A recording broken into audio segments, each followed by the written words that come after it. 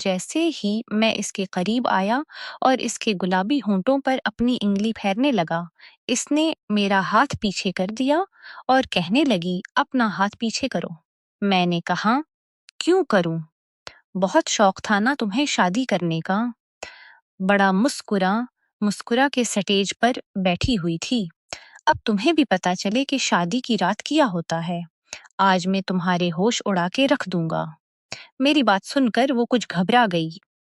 کہنے لگی، دیکھو مجھے ایسی بے شرمی اچھی نہیں لگتی، اس لیے مجھے ہاتھ لگانے کی کوشش مت کرو۔ یہ کہہ کر وہ گھبرائی ہوئی سی کھڑی ہو گئی۔ میں بھی کھڑا ہو گیا۔ میں نے کہا، بے شرمی تو ہوگی مدیحہ، تمہیں پتا ہے شادی کی رات شوہر کیا کرتا ہے؟ کہنے لگی، مجھے بچی مت سمجھو، مجھے پتا ہے سب کچھ۔ یہ سن کر مجھے ذرا سی حیرت ہوئی۔ میں نے کہا، کیا کرتا ہے؟ ذرا مجھے بھی تو پتا چلے۔ جس قدر وہ لابالی تھی مجھے نہیں لگتا تھا اسے کچھ بھی پتا ہو۔ کہنے لگی، شادی کے بعد شوہر منہ دکھائی میں اچھے خاصے مہنگے تحفے دیتا ہے۔ میں نے کہا، وہ تو میں دے چکا ہوں۔ کہنے لگی، اس کے بعد شوہر بیوی کو ایک لمبا چوڑا لیکچر دیتا ہے کہ اماں ابو کا خیال رکھنا، ان کی خدمت کرنا، بدتمیزی مت کرنا وغیرہ وغیرہ۔ میں نے کہا، یہ ساری باتیں تو تمہیں پہلے سے پتہ ہیں، ماشاء اللہ سے کافی سمجھدار ہو تم، مجھے یہ سب کہنے کی تو تمہیں ضرورت ہی نہیں ہے، یہ تو تم ان سے کر لوگی۔ کہنے لگی، اور کیا مجھے سب پتہ ہے ساس سسر کو کیسے قابو میں کرتے ہیں۔ میں نے تجب سے اسے دیکھا۔ میں نے کہا، اچھا چلو یہ تو تمہیں پتہ ہے، پھر اس کے بعد کیا ہوتا ہے؟ کہنے لگی، پھر لائٹ بند ہو جاتی ہے اور پھر صبح ہو جاتی ہے، بس میں نے فلمیں اور ڈراموں میں یہی سین دیکھے ہیں۔ اس کی بات سن کر میں نے پہلے تو بے ساختہ اسے گھور کے دیکھا، وہ کچھ متجسس سی ہو گئی۔ میں نے کہا، اصل کام تو لائٹ بند ہونے کے بعد شروع ہوتا ہے جانا، جاؤ چینج کر کے آؤ، میں تمہیں بتاتا ہوں لائٹ بند ہونے کے بعد کیا کیا ہوتا ہے۔ کہنے لگی، ایسا بھی کیا ہوتا ہے؟ وہ میری باتوں پر ہچکچانے لگی۔ میں نے کہا، تم چینج تو کرو میری شونو مونو، پھر تمہیں بتاؤں۔ میں نے اس کے رخسار پر ہلکی سی چٹکی کاٹ کر کہا۔ وہ اچھی خاصی گھبرا گئی، پھر الماری کے پاس گئی، ایک سادہ لباس نکالا، زیورات اتارے اور واش روم میں چلی گئی۔ کچھ دیر کے بعد باہر آئی تو میک اپ دھل چکا تھا، اپنے کھلے بالوں کی چوٹی بنانے لگی۔ میں نے کہا، بالوں کو کھلا رہنے دو، ایسے اچھے لگ رہے ہیں۔ میں نے اس کا ہاتھ اس کے بالوں سے پیچھے کر دیا، پھر اس کا بازو ذرا سختی سے پکڑا اور بستر پر لے گیا۔ اس وقت کمرے میں بس لیمپ کی روشنی جل رہی تھی۔ میں نے کہا، ہاں تو مدیحہ اب بتاؤ بجھاؤں لائٹ؟ میری بات سن کر وہ کچھ متردد سی ہوئی۔ کہنے لگی، نہیں مجھے ڈر لگ رہا ہے۔ میں نے کہا، ابھی تو میں نے کچھ کیا بھی نہیں ہے، تمہیں ڈر بھی لگنے لگا، جب کروں گا تب کیا ہوگا؟ تب تو تمہاری چیخیں نکلنے لگیں گی۔ شادی بیاہ کوئی گڈے گڈی کا کھیل تو نہیں ہے، بڑا کچھ سہنا پڑتا ہے ایک لڑکی کو۔ میں اسے خوف زدہ کرنا چاہتا تھا بجائے اسے تسلی دینے کے۔ میں اسے شادی کے رشتے سے خوف زدہ کرنا چاہتا تھا تاکہ مدیحہ نامی یہ لڑکی گھر ہی نہ بسا سکے اور میں اپنے گھر والوں پر یہ ثابت کر سکوں کہ ایک ہی گھر سے دو بہنیں لانا ان کا غلط فیصلہ تھا۔ وہ بے حد نروس تھی، چہرے کی ہویاں اڑی ہوئی تھیں۔ وہ کہنے لگی، نہیں بھائی مجھے لائٹ بند نہیں کرنی، میں لائٹ جلا کے ہی سوؤں گی۔ میں نے اس کے دونوں ہاتھ پکڑ لیے۔ میں نے کہا، ایسے کیسے مدیحہ؟ یوں تو نہیں ہوگا نہ جانی، لائٹ تو بند کرنی پڑے گی۔ آخر تمہیں لائٹ بند کرنے کے پیچھے کی کہانی بھی تو پتہ چلنی چاہیے کہ کیا ہوتی ہے۔ شادی کا بہت شوق تھا نہ تمہیں؟ اچھے کپڑے، زیورات، منہ دکھائی کے مہنگے تحفے، یہ سب دیکھنے میں بہت اچھا لگتا ہے، لیکن اصل حقیقت کچھ اور ہوتی ہے اور وہ میں تمہیں آج بتاؤں گا۔ میں نے لیمپ آف کیا اور بڑی زور سے اس کی کلائی پکڑی، اسے اپنے قریب کیا، جیسے اسے اپنے سینے سے لگایا، اسے سینے کے ساتھ زور سے بھینچا۔ وہ چلا اٹھی، فوراً سے مجھ سے پیچھے ہٹ گئی اور لیمپ بھی آن کر دیا۔ کہنے لگی، مجھے اپی کے پاس جانا ہے۔ وہ بے حد گھبرا چکی تھی، اب تو آنسو بہانے لگی تھی۔ میرا مقصد بھی پورا ہو گیا تھا، میں اسے ڈرانا ہی چاہتا تھا۔ میں نے کہا، چلو چلو، نخری مت دکھاؤ، لیٹو یہاں ورنہ میں سختی کروں گا۔ ابھی میں پیار سے سب کچھ کر رہا تھا، حالانکہ میں نے اسے بڑی سختی سے خود کے ساتھ بھیجا تھا۔ وہ فوراً سے کھڑی ہوئی اور کمرے سے باہر چلی گئی۔ اس نے غفران بھائی کا دروازہ بری طرح سے کھٹکھٹایا۔ میرے چہرے پر مسکراہٹ چھا گئی کہ بہت شوق تھا میرے بھائی کو شادی کا، ان کی خود غرضی کا انہیں منہ توڑ جواب اب ملے گا۔ غفران بھائی کے ساتھ ساتھ میرے اماں ابو کے کمرے کا بھی دروازہ کھلا۔ میں بھی کمرے کے دروازے پر کھڑا ہو گیا۔ وہ فرحہ بھابھی کے ساتھ لگی روئے جا رہی تھی، کہنے لگی، اپی مجھے آپ کے ساتھ سونا ہے۔ یہ سن کر غفران بھائی کا منہ حیرت سے کھلا۔ بھابھی مدیحہ کے رونے سے پریشان تھی، کہنے لگی، کیا ہوا تمہیں مدو؟ کہنے لگی، میں امان کے کمرے میں نہیں سوؤں گی، مجھے آپ کے ساتھ سونا ہے۔ غفران بھائی بے حد پریشان نظر آ رہے تھے۔ فرحہ بھابھی اس سے وجہ پوچھنے لگیں، لیکن وہ کیا وجہ بتاتی؟ اس نے بتایا کچھ نہیں، لیکن فرحہ بھابھی کے کمرے میں چلی گئی اور بستر پر جا کر بیٹھ گئی۔ میری والدہ کہنے لگی، اماں اسے کیا ہوا؟ شادی پر تو بہت خوش تھی۔ میں نے کہا، بہت شوق تھا آپ کو چھوٹی لڑکی سے شادی کرنے کا، اب دیکھ لیں، اوس بچپنا ہاتھ پکڑا نہیں، واویلا مچا دیا، سنبھالیں اب خود اسے۔ یہ کہہ کے میں اپنے کمرے میں آ کے بستر پر لیٹ گیا اور سکون کی گہری سانس لی۔ اس سے پہلے کہ میں سوتا، میرا بھائی غفران بڑے غصے سے تکیا پکڑے میرے کمرے میں زور سے تکیا بستر پر پھینکا اور بستر پر لیٹ گیا۔ میں نے پلٹ کے ان کی طرف دیکھا، کہنے لگے، ہاتھ ہلکا نہیں رکھ سکتے تھے بیوی پر؟ میں نے بس ہاتھ پکڑا تھا بھائی۔ میں نے کہا، میں نے بس ہاتھ پکڑا تھا بھائی، اب کیا ہاتھ بھی نہ پکڑتا؟ کہنے لگے، مجھے کیا پتا تھا وہ تماشا کھڑا کر دے گی۔ وہ کہنے لگے، میری رات کالی ہو گئی تمہاری وجہ سے۔ میں نے کہا، میں نے کیا کیا ہے؟ میری غلطی کیا ہے؟ ارے جب 17 سال کی لڑکی کو دلہن بنا کے کمرے میں بھیجیں گے تو یہ سب کچھ تو ہوگا نا، عقل اسے ہے نہیں، وہ تو شادی بس اس لیے کر رہی تھی کہ منہ دکھائی میں تحفے ملیں گے، نئے نئے کپڑے پہننے کو ملیں گے۔ اسے تھوڑا بہت بھی نہیں معلوم کہ شادی کیا ہوتی ہے۔ رات آپ کی نہیں، میری بھی کالی ہوئی ہے، اس لیے چپ چاپ سو جاؤ۔ لیکن بھائی کو تو شاید نیند نہیں آ رہی تھی، کرویٹ پر کرویٹیں بدل رہا تھا۔ میں نے کہا، بھائی سکون سے سو جاؤ، مجھے بھی سونے دو۔ کہنے لگا، تجھے نیند آ رہی ہے، کبھی کا بیوی کو کچھ وقت ہی دے دیتا، میری رات تو کالی نہ ہوتی۔ میں نے دل میں کہا، آپ کی بے رخی کا یہی جواب ہونا چاہیے۔ میں روتا رہا، کہتا رہا، بھائی میرے لیے کچھ نہ کچھ کرو، لیکن نہیں، اب مزہ آ رہا ہے نا، جب بیوی کے بغیر شادی کی رات گزارنی پڑے گی۔ بہت اچھا ہوا، یہ تو شروعات ہے، دیکھیں تو صحیح اس نادان لڑکی کو میں کتنا ڈراتا ہوں۔ روز آ کے آپ کے کمرے میں سوئے گی اور آپ یہاں میرے کمرے میں۔ میں نے دل میں مضبوط ارادہ کر لیا تھا کہ اپنے ماں باپ کی اس بات کو جھوٹا کر کے رکھوں گا کہ ایک گھر سے 2 بہنیں لانی ہی نہیں چاہیے اور اگلی 7 پشتوں تک کوئی بھی یہ غلطی نہیں کرے گا۔ بہرحال اگلی صبح فرحہ بھابھی اور مدیحہ دونوں ہی کمرے سے ایک ساتھ باہر آئیں۔ اماں ناشتہ بنا کے رکھ چکی تھا۔ میرے بھائی کا موڈ بڑا خراب تھا، بار بار فرحہ بھابھی کو غصے سے دیکھ رہے تھے۔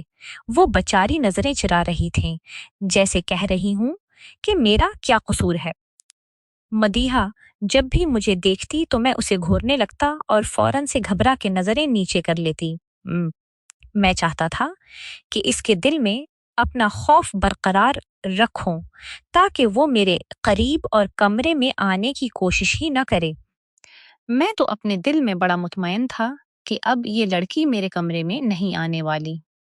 پورا دن وہ فرحہ بھابھی کے کمرے میں ہی رہی اور بھائی پورا دن لاؤنج میں جلے پاؤں کی بلی بنا چکر کاٹتا رہا کہ 2 گھڑی ان کو بھی بیوی کے ساتھ نصیب ہو جائے۔ لیکن میں بڑا خوش تھا، بڑے مزے سے اپنے کمرے میں رہا، پھر دل کیا تو دوستوں میں چلا گیا۔ شام کو ولیمہ کی دعوت تھی، ولیمہ بھی ہو گیا، لیکن آج غفران بھائی بڑے تپے ہوئے بیٹھے تھے۔ انہیں دیکھ کے میری ہنسی ہی نہیں رک رہی تھی۔ مدیحہ میرے پاس بیٹھی تھی۔ میں نے اس کا بازو پکڑا، زور سے دبایا اور اس کے کان کے قریب جا کر کہا، بچو، کل تو بچ گئی تھی، کب تک بچو گی مجھ سے؟ آنا تو اب تمہیں میرے ہی کمرے میں ہے، اور آج تو تم ویسے بھی بڑی پیاری لگ رہی ہو۔ آج تو میں واقعی تمہیں کچا کھا جاؤں گا۔ خلاف توقع آج وہ بالکل چپ چاپ گم سم بیٹھی ہوئی تھی۔ کل والی شوخیاں ساری اس کی ایک رات میں ختم ہو چکی تھیں۔ وہ بار بار میرے ہاتھ سے اپنا ہاتھ چھڑوانے کی کوشش کر رہی تھی۔ کچھ دیر بعد میں نے اس کا ہاتھ چھوڑ دیا۔ ولیمہ بھی اپنے اختتام پر پہنچ گیا۔ غفران بھائی نے فرحہ بھابھی کو صاف کہہ دیا کہ آج چاہے تمہارے کمرے کا دروازہ کوئی پیٹے یا توڑ دے، تم دروازہ نہیں کھولو۔ اس لیے وہ مدیحہ کو سمجھا رہی تھی کہ دیکھو اس طرح نہیں کرتے، لیکن وہ اپنی اپی کے دونوں ہاتھ پکڑ کے لاؤنج میں بیٹھی تھی۔ وہ کہنے لگی، مجھے نہیں جانا اس کے کمرے میں، مجھے اس سے بہت ڈر لگتا ہے۔ بھابھی اسے سمجھانے لگی، ایسے کچھ نہیں ہوتا، وہ تم سے کچھ بھی نہیں کہے گا۔ وہ کہنے لگی، آپ کو نہیں پتا نا، مجھے پتا ہے، میں نہیں جاؤں گی، مجھے نہیں کرنی کوئی وادی، کیونکہ شادی وادی، مجھے آپ ابو کے گھر بھیجوا دے، میں وہاں رہ لوں گی۔ دیکھو اس وقت تو تمہیں کوئی اعتراض نہیں تھا، تم نے کہا تھا ٹھیک ہے، تمہاری شادی پر کوئی اعتراض نہیں ہے۔ وہ کہنے لگی، مجھے کیا پتا تھا کہ یہ ہوتی ہے شادی، مجھے نہیں پتا اپی، میں نہیں جاؤں گی امان کے کمرے میں۔ غفران بھائی اپنے کمرے کے دروازے کے پاس ہاتھ باندھے کھڑے فرحہ بھابھی کو گھورے جا رہے تھے، اور وہ بار بار نظریں چھپا کر مدیحہ سے اپنا ہاتھ چھڑوانے کی کوشش کر رہی تھی۔ اسے سمجھا رہی تھی کہ امان تمہیں کچھ نہیں کہے گا، کچھ تو عقل مندی کا مظاہرہ دکھاؤ۔ کیا بچپنا ہے مدھو، دیکھو اس طرح نہیں ہوتا۔ لیکن وہ رونے لگی، کہنے لگی، نہیں نا اپی پلیز مجھے گھر بھیجوا دے، میں اپنے کمرے میں ہی سوں گی، میں اپنے گھر میں تھا۔ دروازہ کھلا ہوا تھا، لیکن اندر سے ہی سارا نظارہ دیکھ رہا تھا۔ بڑی مشکل سے فرحہ بھابھی نے اسے سمجھا بجھا کے اپنے کمرے کا رخ کیا، لیکن وہ کمرے میں نہیں آ رہی تھی۔ باہر صوفے پر بیٹھی اپنی انگلیاں مروڑے سے کمرے میں آئے گی تو اس کی جان بڑا مطمئن تھا، لیکن میں یہ نہیں جانتا تھا کہ وہ اس قدر خوف زدہ ہو جائے گی۔ وہ چپ چاپ کمرے میں آئی، مجھ سے بات کیے بغیر اس نے الماری کھولی، اس نے کمرے کا دروازہ تک بند نہیں کیا، الماری میں سے اپنا ایک لباس نکالا اور واش روم میں چلی گئی۔ میں اس کی ایک ایک حرکت کو نوٹ کر رہا تھا۔ وہ باہر آئی تو بالکل سادگی میں تھی، پھر آہستہ سے اپنا تکیہ اٹھایا، لحاف اٹھایا، باہر جانے لگی۔ میں نے کہا، تم کہاں جا رہی ہو؟ کہنے لگی، میں باہر لاؤنج میں سوؤں گی، مجھے آپ کے ساتھ نہیں سونا۔ میں نے کہا، مرضی ہے تمہاری، اچھا یہ لائٹ بند کر دو اور دروازہ بند کر کے جانا ٹھیک ہے۔ وہ فوراً سے مان گئی، یہاں تک تو سب کچھ ٹھیک تھا۔ وہ مجھے کچھ بھی نہیں کہتی تھی، زیادہ تر وقت اس کا فرحہ بھابھی کے ساتھ گزرتا تھا یا پھر میری اماں کے ساتھ۔ وہ ان کے ساتھ بیٹھی رہتی، گپے مارتی رہتی، ہنستی رہتی، لیکن جیسے ہی میں آفس سے آتا مجھے دیکھ کے اسے جیسے سانپ سونگھ جاتا۔ فرحہ بھابی نے تو کچن سنبھال لیا تھا، لیکن وہ مہارانی کچن کا کوئی کام نہیں کرتی تھی۔ بس اس کا ایک ہی کام تھا، میری اماں کے ساتھ بیٹھ کے باتیں کرنا، ہنسنا، لطیفے سنانا۔ ابو بھی اس کی کمپنی میں بڑے خوش رہتے تھے۔ جب سب سو جاتے تو وہ لاؤنج کے صوفے پر آرام سے سو جاتی، اور پھر صبح سب کے اٹھنے سے پہلے بس کمرے میں آ کے تکیا پھینک کے رکھ دیتی، لیکن کمرے کے اندر نہیں آتی تھی۔ 15 دن گزر گئے تھے۔ ابو نے کہا کہ سب سے پہلے ہنی مون پر غفران اور فرحہ جائیں گے۔ جب وہ واپس آ جائیں گے پھر امان اور مدیحہ کو بھیجوا دیں گے۔ بھائی اور بھابھی تو بہت خوش تھے، لیکن مدیحہ بڑی اداس ہو رہی تھی۔ وہ کہنے لگی، آپ ابھی کیوں جا رہی ہیں؟ مجھے بھی ساتھ لے جاؤ، میں بھی آپ لوگوں کے ساتھ ہی گھوم پھر کے آ جاؤں گی، مجھے امان کے ساتھ نہیں جانا۔ فرحہ بھابھی اسے سمجھاتے ہوئے جا چکی تھی۔ اب یہ ہوا تھا کہ وہ غفران بھائی کے کمرے میں جا کر سوتی تھی، لیکن مجھے کچھ ہونے لگا۔ ظاہر ہے میری بیوی تھی۔ شروع میں تو ابو اور غفران بھائی کی وجہ سے میں نے یہ سب کر دیا تھا، لیکن اب دل چاہتا تھا وہ کمرے میں آئے، مجھ سے باتیں کرے۔ کچھ پرانی سی جذبات بھی تھے جو اب تنگ کرنے لگے تھے، لیکن جس قدر میں اسے خوف زدہ کر چکا تھا، وہ تو مجھے دیکھتے ہی کان پڑنے لگتی تھی۔ ایک بار مجھے نیند نہیں آ رہی تھا۔ میں نے سوچا کہ مجھے مدیحہ سے اپنے رویے کی معافی مانگ لینی چاہیے اور اسے اپنے کمرے میں لانا چاہیے۔ اسے وہ پیار اور وہ سب کچھ دینا چاہیے جس کی وہ حقدار ہے، اور میں بھی کب تک اس سے دور رہ سکتا تھا۔ آخر جو ہونا تھا وہ تو ہو چکا۔ پھر میں اپنے کمرے سے باہر آیا۔ میں نے غفران بھائی کے کمرے کا نوب گھمایا تو دروازہ لاک تھا۔ میں نے ہلکی سی دستک دی، لیکن بالکل خاموشی تھی۔ میں نے پھر ہلکی سی دستک دی، لیکن کوئی رسپانس نہیں۔ میں نے کمرے کی کھڑکی کھولی تو وہ بے خبر بستر پر سوئی ہوئی تھی۔ اس کے بالوں کی آوارہ لٹ ہوا سے اس کے چہرے پر بکھری ہوئی تھی، اس کے حسن کو اور بھی زیادہ دوبالا کر رہی تھی۔ شاید میری ہی نظر بدلنے لگی تھی۔ بس میں نے سوچا بہت ہو چکا، میرا غصہ تو کب کا ختم ہو چکا تھا۔ میں بھی چاہتا تھا میری زندگی نارمل لائف کی طرف آئے۔ غفران بھائی کو گئے ہوئے ابھی 8 دن ہوئے تھے، اور مزید 8 دن بعد ان کی واپسی تھی۔ پھر مجھے مدیحہ کے ساتھ جانا تھا۔ میں چاہتا تھا اس سے پہلے میں مدیحہ کے ساتھ دوستی کر لوں۔ میں نے آہستہ سے مدیحہ کو آواز دی، لیکن وہ بڑی گہری نیند میں سو رہی کی کمرے کی کھڑکی اتنی بڑی نہیں تھا کہ میں اس سے اندر جا سکتا، اس لیے میں نے شش کیا، بدیا اٹھو۔ یہ بھی ڈر تھا کہ کہیں میری آواز اماں ابو کے کمرے میں نہ چلی جائے۔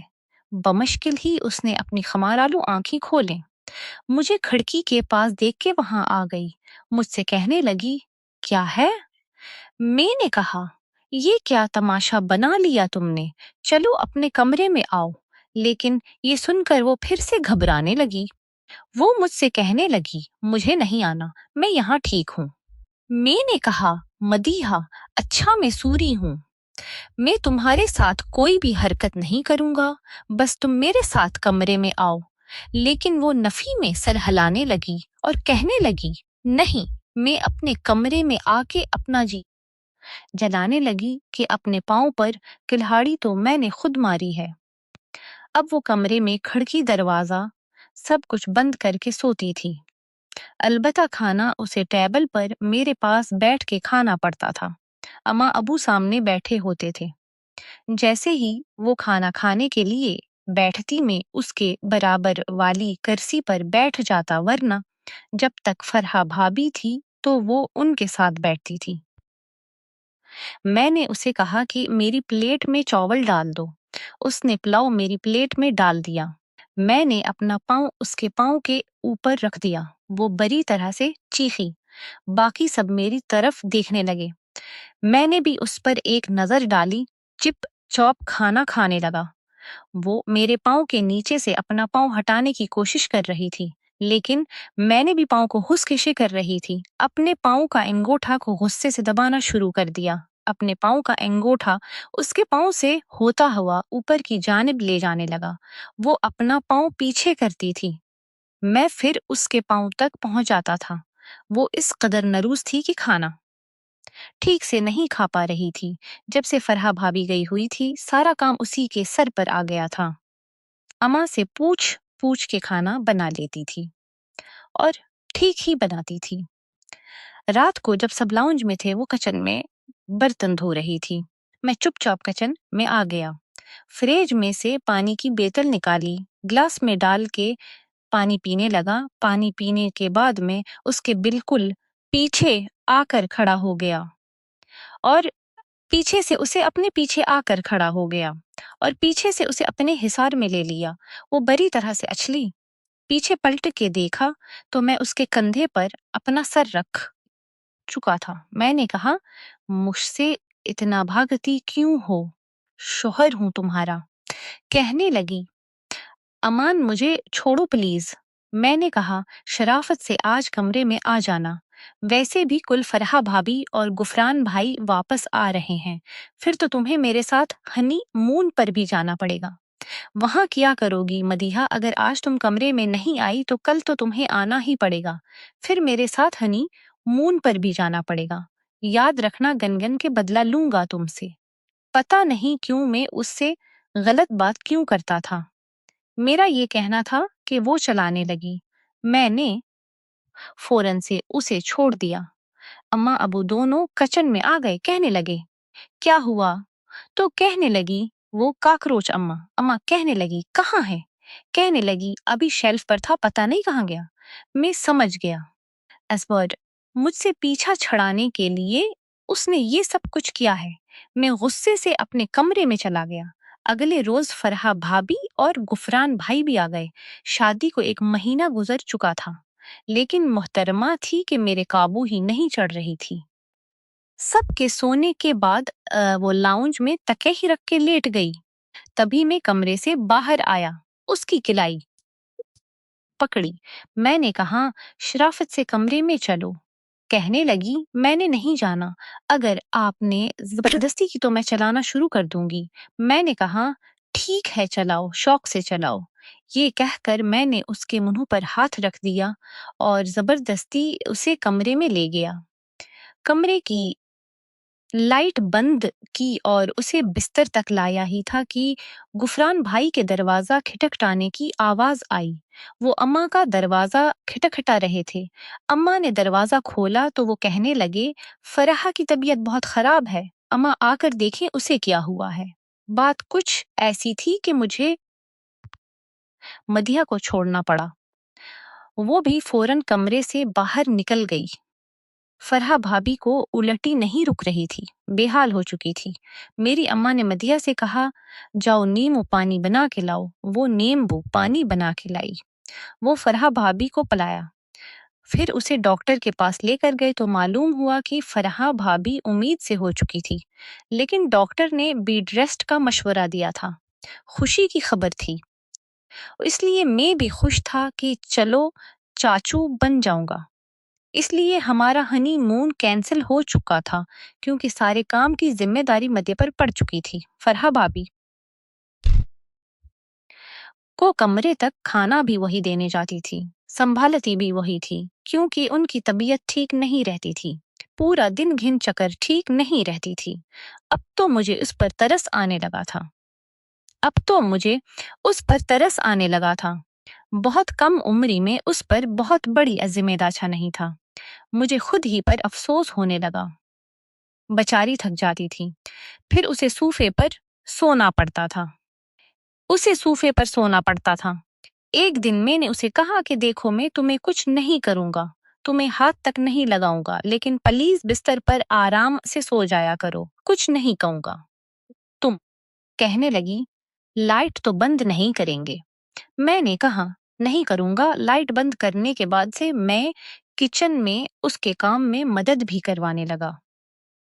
ایک دن میں نے اسے کہا، مدھو مجھ سے دوستی کرو گی؟ کہنے لگی، نہیں، مجھے آپ سے دوستی نہیں کرنی، آپ اچھے انسان نہیں ہیں۔ میں نے کہا، کیوں اچھا انسان نہیں ہوں؟ اب تک تو میں تمہاری ہیلپ بھی کرتا ہوں۔ تو کہنے لگی، وہ تو کرتے ہیں اَ، وہ تو کرتے ہیں، لیکن پھر بھی مجھے آپ سے ڈر لگتا ہے۔ میں نے کہا، دیکھو، اب تمہیں مجھ سے ڈر نہیں لگے گا، میں تمہارا دوست بن جاؤں گا نا، اس لیے۔ کہنے لگی، آپ زور سے مجھے اپنے ساتھ تو نہیں لگائیں گے؟ اس دن میرا سانس بھی رک گیا تھا۔ میں نے کہا، نہیں لگاؤں گا، تم بس مجھ سے دوستی کر لو۔ کہنے لگی، میرے قریب تو نہیں آئیں گے؟ میں نے کہا، نہیں، قریب بھی نہیں آؤں گا جب تک تم نہیں چاہو گی۔ وہ میری بات مان گئی، اب مجھ سے باتیں کرنے لگی، کچھ بے تکلف بھی ہو جاتی تھی، ہنستی بھی تھی۔ رات کو جب سارے کام کر کے فارغ ہوتی تو میں اسے موٹر سائیکل پر باہر لے جاتا، اسے آئس کریم کھلا کے لاتا، کافی اچھی لڑکی تھی۔ میں اب مان چکا تھا کہ جانے انجانے میں اس کے ساتھ غلط کر بیٹھا تھا۔ 9 مہینے کا عرصہ بھی گزر گیا۔ فرحہ بھابھی کو ایک بار بہت درد اٹھا، اماں کی طبیعت ٹھیک نہیں تھی، اس لیے مجھے اور مدیحہ کو بھائی اور بھابھی کے ساتھ جانا پڑا۔ ہم منتظر تھے کہ دیکھو کیا ہوتا ہے، بیٹا یا بیٹی، لیکن جب ڈاکٹر نے باہر آ کر ہمیں ایک ایسی خبر سنائی کہ ہمارے قدموں کے نیچے سے زمین نکل گئی۔ وہ کہنے لگے کہ مسٹر غفران، آپ کا بیٹا ہوا ہے، لیکن آپ کی بیوی کو ہم نہیں بچا سکے۔ یہ سننا تھا کہ ہمیں اپنے کانوں پر یقین ہی نہیں آ رہا تھا۔ ایسا کیسے ہو سکتا تھا؟ غفران بھائی تو یوں تھے جیسے سانس لینا بھول گئے ہوں۔ یہی حال مدیحہ کا بھی تھا۔ کہنے لگے، ڈاکٹر، یہ آپ کیا کہہ رہی ہیں؟ آپ بتائیں نا، میری بیوی کو کیا ہو سکتا ہے؟ وہ تو ٹھیک تھی ابھی۔ وہ کہنے لگی، اس کا بی پی شوٹ کر گیا تھا، اس لیے سب کچھ بہت انن فانن ہو گیا، ہم پر تو جیسے قیامت ٹوٹ گئی۔ مدیحہ کی، غفران بھائی کی، اماں کی، سب کی بہت بری حالت تھی۔ پہلی بار میں نے بھائی کو یوں ٹوٹ ٹوٹ کے روتے دیکھا تھا۔ میں خود بھی کچھ بھی سمجھ نہیں پا رہا تھا کہ یہ سب ہو کیسے گیا۔ ایک طرف میں بھائی کو سنبھال رہا تھا، دوسری طرف مدیحہ کو، لیکن دونوں ہی میرے قابو سے باہر تھے۔ یہ خبر جب میں نے ابو کو سنائی تو وہ بھی پریشان ہو گئے۔ اماں ابو دونوں ہسپتال پہنچ گئے۔ ابھی تک بچہ نرس کے پاس تھا، کیونکہ میں تو ان دونوں کو سنبھالنے میں لگا ہوا تھا۔ اماں آئی تو مدیحہ ان کے گلے لگ کے رونے لگی۔ یہ خبر جب فرحہ بھابھی کے مائکے میں گئی تو ان پر بھی قیامت ٹوٹ پڑی۔ بہرحال وقت تھا جو گزر گیا، لیکن ہمارے گھر کی تو جیسے خوشیاں ختم ہو کر رہ گئیں۔ فرحہ بھابھی کے بچے کو مدیحہ سنبھالنے لگی، وہ چپ چپ سی ہو گئی۔ اس کا سارا بچپن شروع کی طرح ہنسنا بولنا جیسے ختم ہو چکا تھا۔ آگے کیا ہوا یہ جاننے کے لیے پارٹ 2 کا انتظار کیجیے اور دوسری قسط دیکھنے کے لیے چینل کو سبسکرائب کر لیجیے۔